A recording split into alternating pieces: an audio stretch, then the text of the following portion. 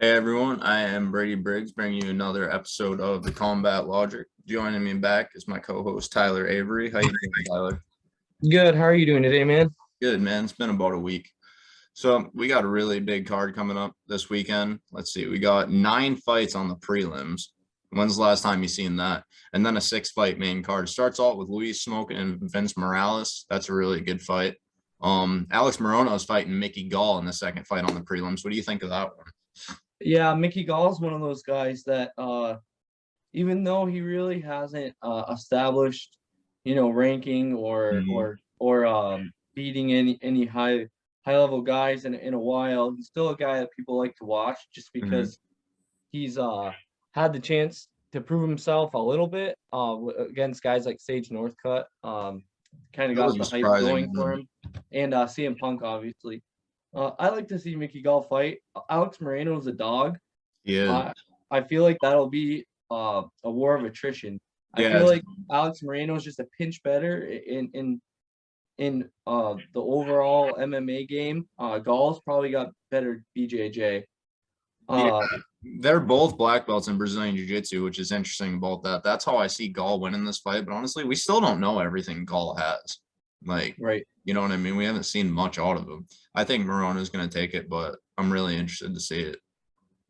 I think Morono wants to keep this on the feet and be active because he's like always keep coming forward fighter. Yeah. He's got a good, fundamental base skill Hmm. set. He's a I Taekwondo black belt. Right. I feel like he should beat Mickey Gall, but Mickey Gall locking in rear naked choke or some type of Hmm. submission isn't out of the question. I would really love to see that. Let's see.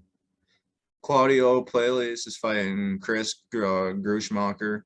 Alonzo Menafield and William Knight. William Knight sounds familiar. Yeah, he's a big puncher, and so is Field Manyfield. definitely Manyfield. is. Yeah, that should be a banger for sure. It's gonna be a slugfest Yeah, Menafield is on a 2 fight win streak, and Knight just won his last fight by KO, so that's pretty interesting. for sure. Cheyenne Buys is fighting Mallory Martin in the next one. You got anything to say about this? I hope Buys wins. That's what I have to say about it. I don't know too much about these girls, so I'll probably have a little more to say after I see them because they haven't really made a stamp in my head yet. Sure, sure. How about Jake Matthews and Jeremiah Wells? This is interesting. No, I don't know who Jeremiah Wells is.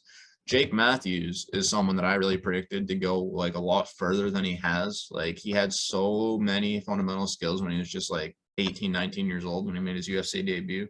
Oh, Jeremiah Wells is the guy that just knocked out Warley Alves. By the way, Warley Alves before that just knocked out pro kickboxer Munir Lazez. So that's Right. pretty impressive. Jake Matthews is fighting him. What do you how do you see that going? Jake Matthews is another one of those guys, decently well-rounded. Not really a master of anything, but he's got a little bit of everything. All right, good way to Um, I don't know anything about his opponent, to be completely honest. me either. But Jake Matthews likes to leave it all on the line, so it Mm, should be at least exciting. He doesn't really hold back, so yeah, I'm should hoping be good. Matthews can take it. I'd really love to see him blossom into something big. Yeah, he's still growing in the sport, Yeah, so he's we really young, man. He's like our age. He's so young. So right. see, Manal Kopp is fighting Zagas Zumagulov, other two promotional champions. Zumagulov is a Fight Nights Global Champion, which is a Russian promotion. And Manal Kopp is the Rising champion that knocked out Kai Azakura to win the belt, which is a pretty big deal because Kai Azakura is a fucking assassin. No, he lost his first 2 fights in the UFC by decisions because he was incredibly gun shy. I thought he won the second one, but went 0-2. And then he knocked out O'Day Osborne in his last fight with a flying knee. Now we get to see if he can replicate that success and, go for it. What do you Right. I'm not really sure. I feel like both of these guys are going to be chomping at the bit to get this win because Yeah, for sure. uh, in order for you know these new guys to make a name, they gotta get a little string of wins and get a big fight. And I feel like both of these guys, they really gonna want to get this win to step into the next level. Actually, they both made their UFC debuts as champions from the promotion they came from, lost their first 2 fights, and now they both won their last fights by first round finish. Zumagulov submitted Jerome Rivera, I think, and knocked out Osborne. So that's pretty interesting. There's some parallels there. For sure. Mikhail Patolo is fighting Dusko Tvrdovic. That's interesting. Dusko lost his last 2 fights, but he's another guy that's just, he could really blossom into something big. Right. Patolo has lost his last 3. I'm kind of surprised he didn't get cut. Yeah. I'm glad he didn't. I like watching him fight. He does. He has had a tough last few. I don't know how to pronounce his name. Todorovic. Whatever. Dusko. He seems like a tall, lanky, but a strong type of tall, lanky that I feel like could give a lot of problems. Very technical too. They both have very similar reaches, even though there's a little height discrepancy there. Mm-hmm. They both only have 1 win by KO. I'm not sure how this fight goes, to be honest. Obviously, for Patolo, it's a must win at this point. It is for Dusko too, actually, because he'll go from 10-0 to 10-3 if he loses this fight. Yeah, and he did lose his last one via decision, so that's. He got knocked out by Puna Soriano before that. Like, yeah, that's do or die for both of them, and then we in the preliminary main event. So that's I would agree with that. No, we were supposed to see Brian Barbarina fight Matt Braun this weekend, but I'm pretty sure Matt Braun caught COVID, and he had to pull out. So we don't. And he got, he got replaced, right? Yeah, by Darian Weeks. No. Yeah. I'll have to look this dude up. What can you tell us about Brian Barbarina? Another guy, like we were talking about Moreno, he's a similar type in my eyes, as he's like a hard worker. He's young in the sport, but he's pretty well rounded. He's not, inexperienced in any areas. Mm-hmm. He keeps coming forward. He's also I'm pretty sure he beat. Didn't he fight Sage Northcutt too? Yep. Yeah, he was the first. He fought Sage as well, and he got a little hype on him after that too. I feel like everyone that Sage fought kind of got like a little boost of popularity. Yeah, for sure. He was the next big thing for a while there. And a lot of people count him out now, and they don't think he's the next big. It's like, dude, if he still chooses to be the next big thing, he will be. Like, name another 20-year-old that was as good as him. He's 25. And we're going to see he's coming into his, fighting IQ prime, around 32, 33 years of age. I feel like these fighters really start to grow into themselves. Sometimes it's earlier, but for some fighters, it seems like they don't really get their footing until later on, after they've fought through a little adversity. And Brian Barbarina has definitely fought through some adversity. Oh yeah, for sure. He's as good at that as anybody. No, his opponent, Jeremiah Wells, I just looked up. He's only 5-0. So he's definitely a late notice replacement that wasn't signed to the UFC prior. But he has beat 2-0 opponents, and he's beat an 8-3 opponent. He finished all of them.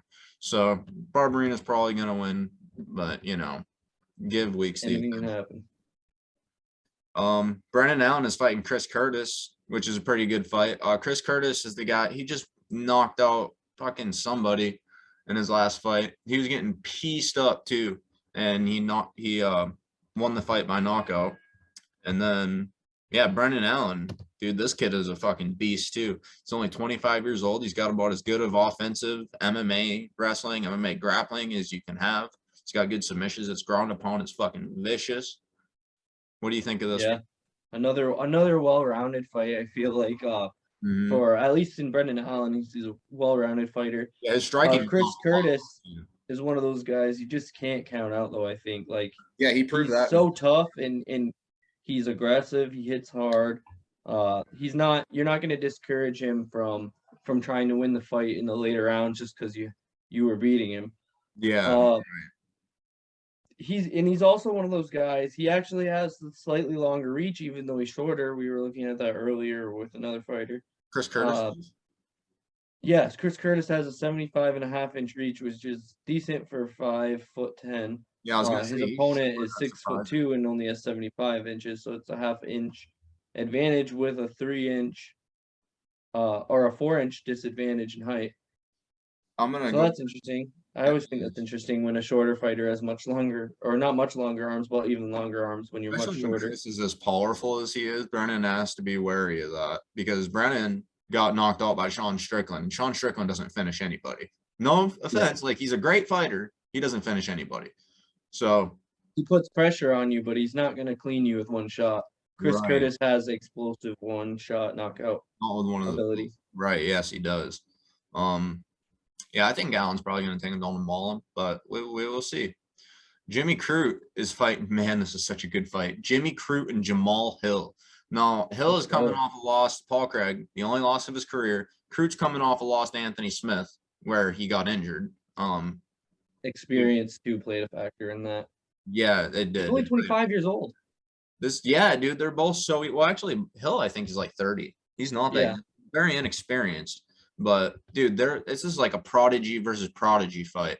Like, if you ask me who I think has a better future, I think it's probably Crute because he's got more time and I believe he is more skilled than Hill. But he's more physically gifted as well. I think Jamal Hill is tall, but at 205, he's going to be out muscled by a lot of different guys. I think he might even be a better fit at. I mean, he's really tall. Don't get me wrong. I don't know if he could make middleweight, but a lot of these guys are going to be a lot stronger than him, and I think wrestling is going to be a deficit for him, and I think you're going to see that in this. Yeah, and Crute can wrestle, and we've seen him absolutely ragdoll dudes before, and then like take them super strong. Yeah, dude, incredibly strong. He looks like it too. He's thick as fuck. 6'2". He looks like he. And he's only. If you looked at him, you would think he's short. He's stocky but tall. He's only got a 72-inch reach too, which is pretty crazy. That was DC's reach. Yeah, he has a 74-inch reach. Jamal Hill has a 79-inch reach. Who has a 74-inch reach? At least that's what it says on the UFC page. It might be inaccurate, but it says 74. Okay, I'm corrected. Yeah, nonetheless, hopefully he can get inside the range of Hill because Hill is incredibly slick, but I think Crute's just better all around, and he can win this fight any which way. Feinting his wrestling should make it so that he finds ways to get on the inside. I think he's going to drop levels a lot, and that's going to drop Hill's hands down to stop takedowns because he's going to feel the strength once, and then he's going to know that he needs to keep his space. So he's going to drop his hands down to post off, and I feel like that would give Crute an opportunity to use head movement and get inside. Yeah, dude. I mean, he should be afraid of the ground game of Jimmy Crute. Jimmy Crute fucking submitted Paul Craig, dude. Like, that's like when Anthony Hernandez submitted Rodolfo Vieira, almost. Only Vieira is like a multiple-time world jiu-jitsu champion, but dude, Paul Craig is as good of an offensive jiu-jitsu fighter as we have in the entire sport. He's like Charles Oliveira, light heavyweight. So yeah, he submitted him. In the feature fight of the night, we got Clay Guida and Leonardo Santos. This is a really good fight. Santos is coming off the first loss of his UFC career. He was like 6-0-1 or 7-0-1 in the UFC after winning the Ultimate Fighter.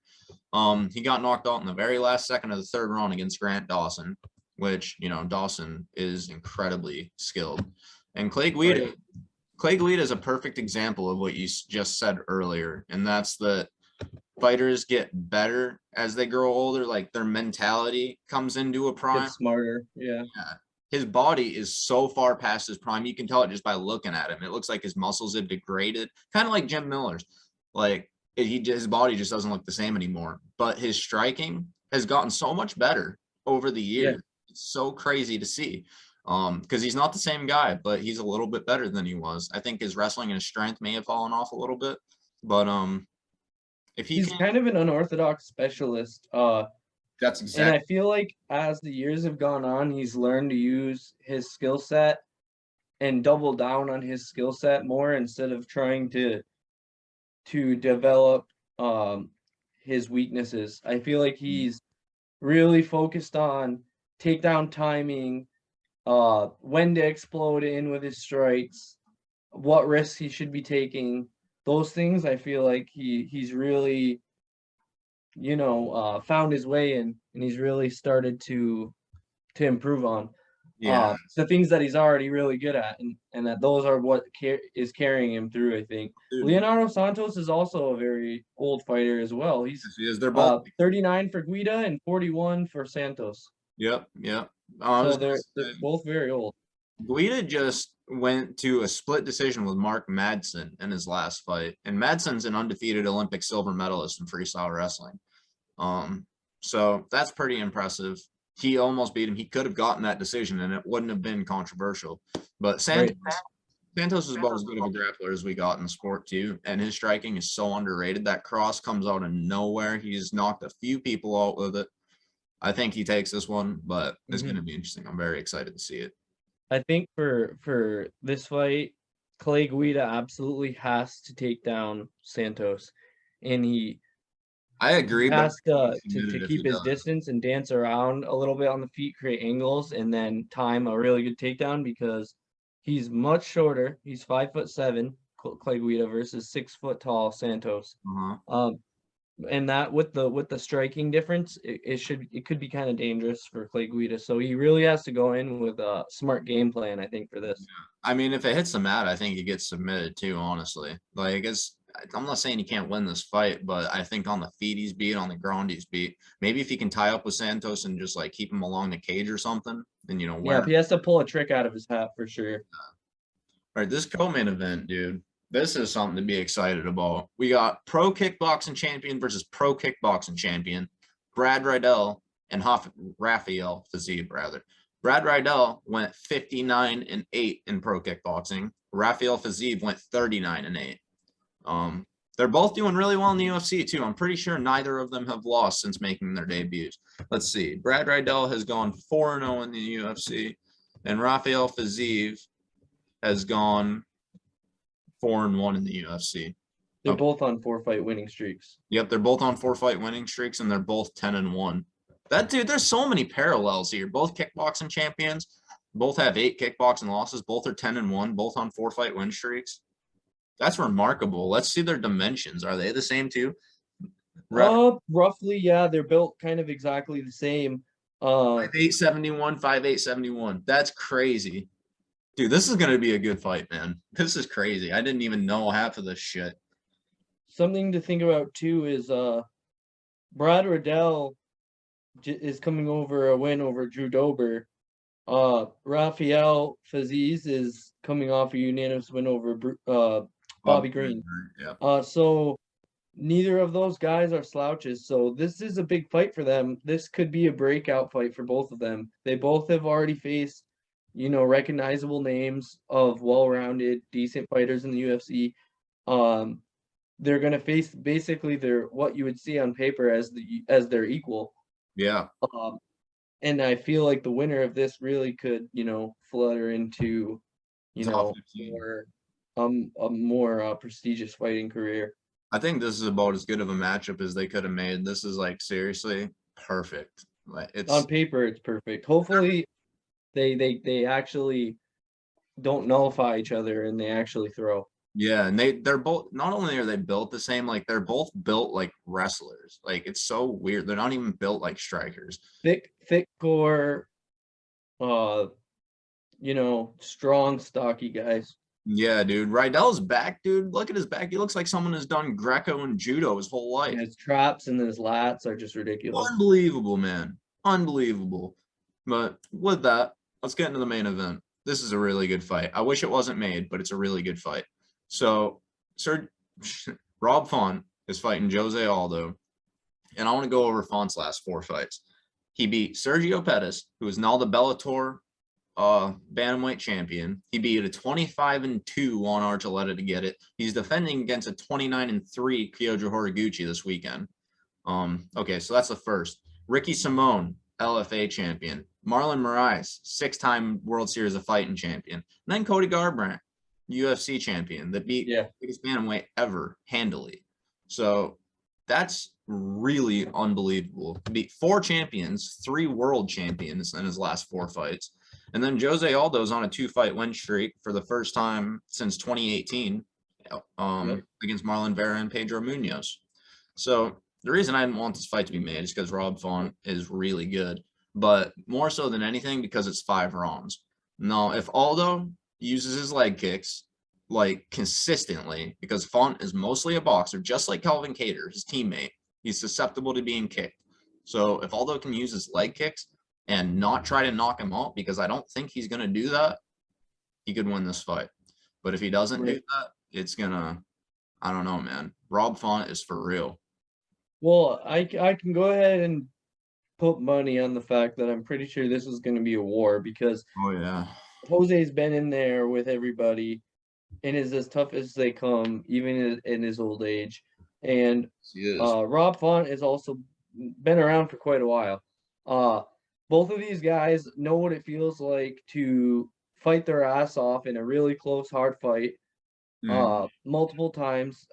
So I don't feel like either of them are going to give up too easy. I feel like if you had to bet money, I'd bet money that this is going to be a war of attrition, more than likely.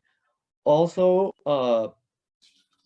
Rob Font, I feel like has always been this good, but I feel like people haven't really noticed I agree. until like the commentators started to super hype him up when he came up to fight. People started talking about his boxing, and then they're like, "Oh, his boxing actually is really good." I think Calvin Kattar had a big part in that too, honestly, because it was leading up to the Zabit Magomed Sharapov fight when they really announced that they work out with boxers all the time. Right. And Jose can box with pretty much the best of them. Oh, he can. He's one of the best boxers in the sport for sure. I think both guys can win this fight. I think the ticket for Jose to win this fight is to stay aggressive through the whole fight, like he always does. He doesn't usually get tired. He's usually fighting from bell to bell. He needs to do that, but he needs to do it without taking too much damage. Yeah. Because he goes on autopilot and he just fights, but he wears damage sometimes into the later rounds with some of these newer fighters, it seems nowadays. And I feel like if Rob Font touches him with his jab too much, it could be a problem. So Yeah, if I agree. Jose can be evasive a little bit, but stay aggressive at the same time. He's got incredible head movement. He's got a piston of a jab himself. Let's see what their dimensions are. I think Aldo's got a 71-inch reach. They're pretty much the same. Rob Font is an inch taller, I think. But other than Rob Font throws a little more volume, but I feel like they label a lot of his jabs as significant strikes just because they appear to be so effective. Very effective. Yeah, he's about as good at it as, anyone in the division. Because Jose stays throwing like hooks to the body. He throws hard straights. He throws significant strikes. Rob Font just throws point strikes, but hard. Right. And fast. Whoever wins this fight, we might see him, fighting for the belt or one more fight.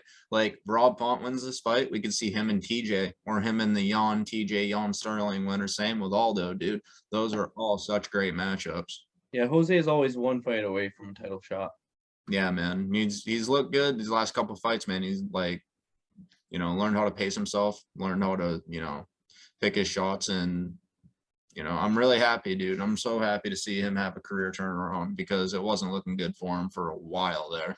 Well, the game kind of caught up a little bit at a time where he physically and mentally, even with his age, should be declining. So it was like a double whammy of an attack on him. Basically, it was the new age fighters coming up all at once because he was there from the beginning when it wasn't. He was the evolved fighter. He was the new breed of fighter, and then everyone started to be that type of fighter. Everyone started to take that blueprint, copy it, and have those same styles. And he had to go back to the drawing board and just go back to grinding again. And I feel like he has, and maybe he never stopped. He just, needed to get his footing back again. But I hope Jose wins this. He can win it. The odds are a little bit against him, I feel like, but it's not. You can't ever put Jose past, getting the dub. I fell for not giving him a chance enough when he fought Jeremy Stephens. I thought there wouldn't, because at the time Jeremy Stephens was on a roll. He wasn't looking like he does now. And he's a huge featherweight too, man. Jeremy Stephens, Yeah, so big for he 145 hits pounds. hard. He was really hard to finish. He's strong. Jeremy Stephens is the only fighter to knock a fighter out with a head kick, punch, knee, and elbow. He's the only fighter in UFC Basically history to do it. the definition of an artist, a knockout artist. Edson Barboza has all that except a knockout with an elbow. And Jose completely outclassed him. Yeah, man. I'm really excited for this fight. All right, let me know what y'all think. I got to get to work. Thank y'all for watching. Have a good one. I'll talk to you soon, Tyler. Take it easy.